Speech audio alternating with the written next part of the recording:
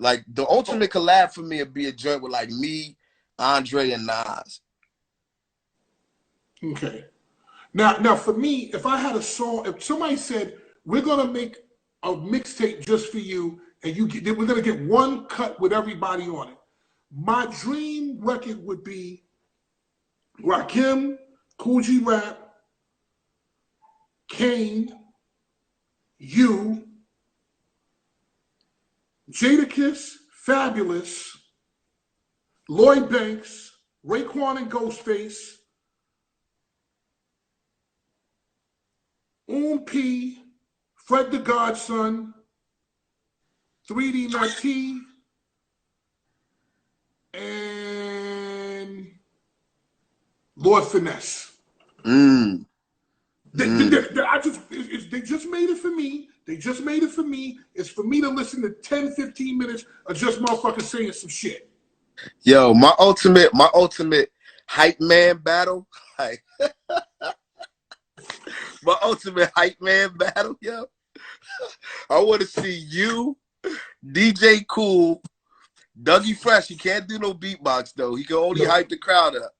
Right. You, DJ Cool, Dougie, and like maybe Khaled. You know what I'm saying? Maybe Khaled. Like as far as like getting the crowd hype. Little John, and Lil Jon, definitely, and Lil Jon, yo. You know what I'm saying? And so I come from the tree. I come from the tree of Dougie Fresh and DJ Chill Will, who actually had just called me while we were on this live. They're the ones who taught me everything that I know about being a hype man. Because I used to rap first. I used to rap, and I was signed to Teddy Riley. And I was, oh, wow. I was signed to Teddy Riley, and then I went to go sign with Puff. I was supposed to be the original Notorious B.I.G. But I stopped rhyming hard because I felt like I couldn't back it up in the street. Because I was a funny dude. I was a musician. I had gangsters and all that in my, but I wasn't no killer. And you know that if you rap about that, you gotta really be about it. Yeah. So I didn't do it, and I went on and I got into the music business and whatever, and then I started making records. Dougie Fresh and Chill Will taught me everything about being a hype man. I never used it because I was a rapper.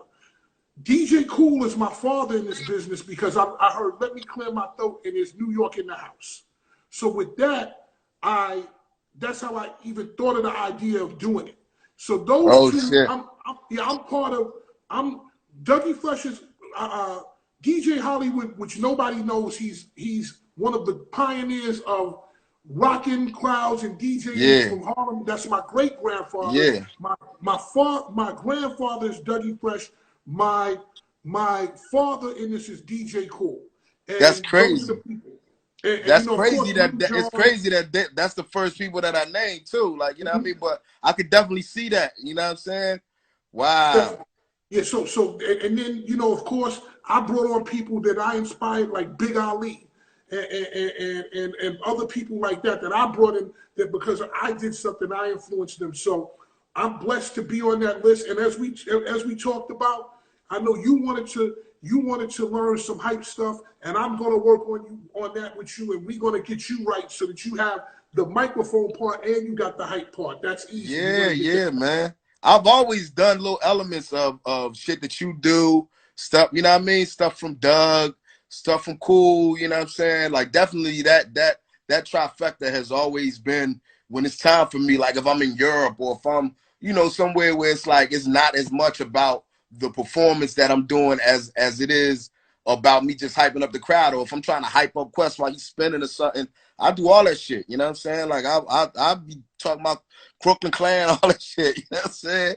But we fucked Flavor Flav. See, this is the problem about what and we fucked Spliff Star for Busta Rhymes. Spliff Star. Well, you know what? I was about to say Spliff, but then I was gonna say, like, I feel like Spliff would rhyme and shit, you know what I mean? And then it's like, I don't like, it's a different type of battle, you know what I mean? But yeah, as far as Spliff is a dope hype man in that he like hypes Busta. He supports Busta to the fullest. But that's different than, you know what I mean, being on a mic as a DJ or with the DJ and hyping up the crowd, like the call and response and shit. That's not what Spliff is known for, you know what I'm saying? But yeah, but Would you count everybody else Fife? that we named, Would huh? you count Fife as a hype man? Because somebody said it's Fife a hype man. Nah, I wouldn't Count count still Fife as a lyrics. hype man. He's Nah, lyrics. not at all. Not at all. You're right. You're right. You're right. Bro, I want to ask you one final question before I get you out the door, and that's this. Being that you're a lyricist, do you listen to quote unquote mumble rap? And what do you say when your kids bring you today's rap, mumble rap, as if it's hot? Do you even listen to it? And when your kids bring it to you, do you say, okay, cool, or you say, oh yeah, I like that? Or what do you do when you get that? I listen to anything that, I mean, I listen to everything with an open mind, but everything don't get more than a few seconds worth of my time. I mean, it's a lot of stuff that I listen to and I feel like it just gives me a headache immediately. Or it's, I might listen to something and if it becomes immediately obvious that, who I'm listening to doesn't, isn't paying the proper homage or doesn't show the proper amount of respect for the craft or like the history or where it came from, then I can't rock with it either. You know what I'm saying? But I don't discriminate. I don't judge a book by its cover. I don't, categorize something based on a demographic. You know what I mean? Oh, this is an artist from this generation, or they're only this is this artist's age, or this is where they're from, or whatever. I give everything a listen until I can't listen anymore. Well, we fucked one person. We fucked They one said person. Diddy was a hype man. Oh no, Diddy's not a hype man. We fucked one person. Snoop Dogg. We fucked Snoop Dogg. We fucked Oh him. yeah, We fucked him. Snoop. We fucked him. We fucked him. We fucked him. What do MC Wen? Does MC Wen go on there? Ren was nasty, man. But as far as me, my NWA pins is Right. Cube and DOC. You know what I mean? Okay, Just as yeah, far as impact on my life. Okay, I'm gonna put the DOC on there because the DOC was actually the pen for Drake, wasn't he? Yeah, DOC was a pen for Drake. I mean, was a pen for Dre, and he wrote it. A lot of the NWA shit was DOC and Cube. Okay, yeah, I'm gonna put DOC on there because And even if you don't judge none of the other shit that DOC wrote, DOC's album, that King of that No One Can Do a Better album. Yeah. You know something? I fucked somebody else on the track that has all of y'all rapping on it. Big L got to be on there too. I fucked Big L. He's got to be on that one with you, Bab.